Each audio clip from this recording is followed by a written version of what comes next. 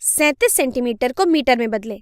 चलिए मैं यहाँ पर 37 सेंटीमीटर लिख देती हूँ पहले, और यहाँ मैं 37 और सेंटी को अलग अलग रंगों में लिखूंगी क्योंकि हमें यहाँ पर सेंटी पर थोड़ा ध्यान देना है और इसे बदलना है मीटर में। और इसको करने के लिए चलिए पहले हम देख लेते हैं कि सेंटी का मतलब क्या होता है। तो सेंटीमीटर का तो मतलब होता है 1 मीटर का 1/100वां हिस्सा, और इसी तरह सेंटी का मतलब होता है 1/100 के बराबर।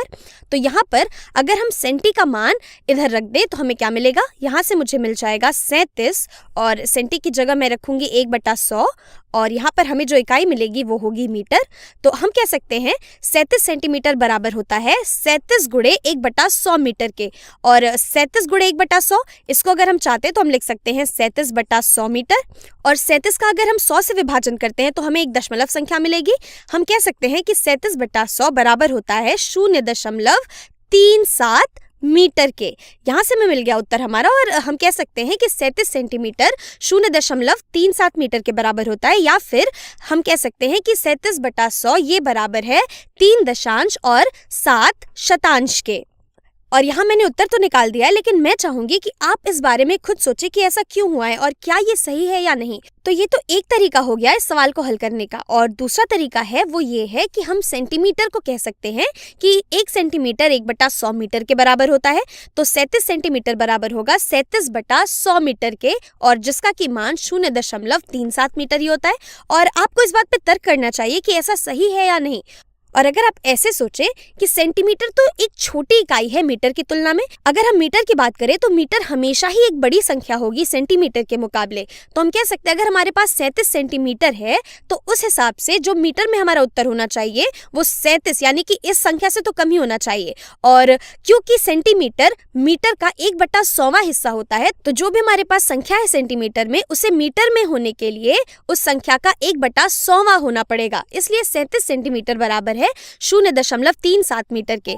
जैसा कि हम यहाँ देख सकते हैं 0.37 मीटर ये 37 सेंटीमीटर का 1/100वां गुणज है। और इस सवाल को हल करने का दूसरा तरीका ये है कि हम अलग अलग इकाइयाँ ले लें और उन इकाइयों की मदद से इसे हल करने की कोशिश करें। तो इसे करने के लिए मैं फिर से यहाँ पर 37 सेंटीमीटर लिख देती हूँ अपने अलग अलग रंगों में, ताकि हमें आसानी हो इसे समझने में। तो ये है मेरा 37 सेंटीमीटर। अब अगर हम डेसीमीटर की बात करें तो 1 सेंटीमीटर में कितने डेसीमीटर होते हैं? 1 सेंटीमीटर में 1/10 डेसीमीटर होता है।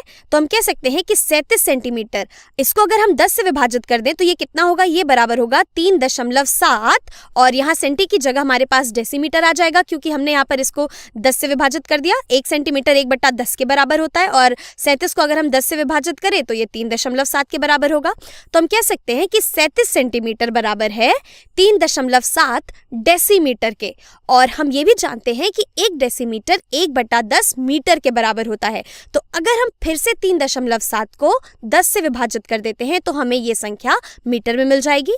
तो अगर मैं इसे 10 से विभाजित करती हूँ तो हमारा ये जो दशमलव बिंदु है ये एक स्थान और बाईं ओर आ जाएगा, और हमें मिल जाएगा 0.37 मीटर। तो हम यहाँ फिर से कह सकते हैं कि 37 सेंटीमीटर 0.37 मीटर के बराबर होता है। तो यहाँ से समझने वाली बात यह है कि जब भी हमारे पास कोई संख्या होती है सेंटीमीटर में और हमें उसे मीटर में बदलना होता है तो हम उस संख्या को 100 से विभाजित करते हैं।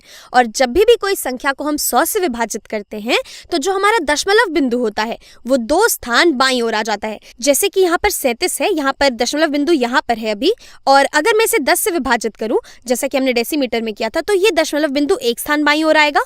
और अगर मैं इसे पुनः 10 से विभाजित कर दूँ, या फिर हम कहें अगर हम इसे 100 से विभाजित कर दें तो ये दशमलव बिंदु जो यहाँ पर था ये फिर से एक स्थान बाईं ओर चल के यहाँ पहुंच जाएगा, और ये बराबर होगा 0.37 मीटर के।